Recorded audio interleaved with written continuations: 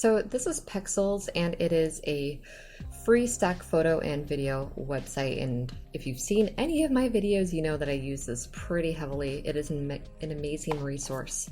And how this works is you can just type in, like, let's say you want to do a painting on a dog. And you go in and they have almost 17,000 photos of dogs, almost 5,000 videos, and they have about 1,000 people submitting their photos. So you can take this and download these images, and let's say you really like this photo of this poodle and a tennis ball, and maybe it's not the exact right thing, but it has the same like feeling of like what you want. If you go down, they're gonna find like similarities, like the dog has a tennis ball, right? So this is a way that you can kind of narrow down what kind of reference photo you want.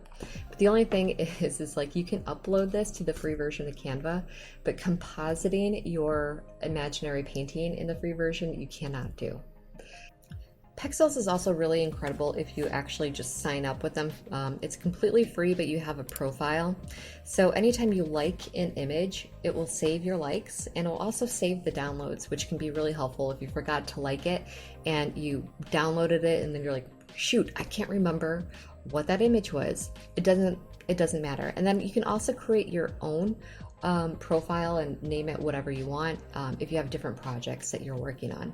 So here's the example that I wanted to show you. How does that look in real life? Why don't we go back? And you can tell here that I have liked all of these, so they went to my profile.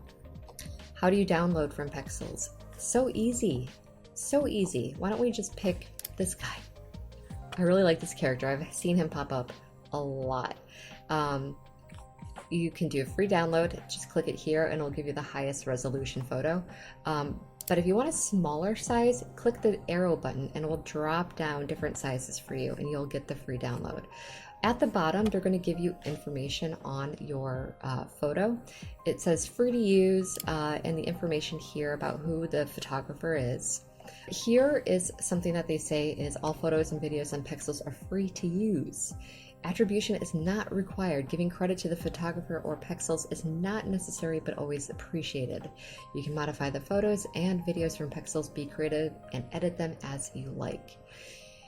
So on Pexels, anything you find on here is free to use, and you'll start to notice on Canva some of the photos are similar, so I think they actually source some of their photos from here, but I know that they also go from other websites as well. Yeah. So should you get the free version or should you get the paid version? I think you should start with the free version and see if it's something that you can get accustomed to. And if you like it, try out the 30-day trial for free and just put a reminder on your cell phone 27 days before, or 3 days before it expires, to either cancel the trial so you don't forget.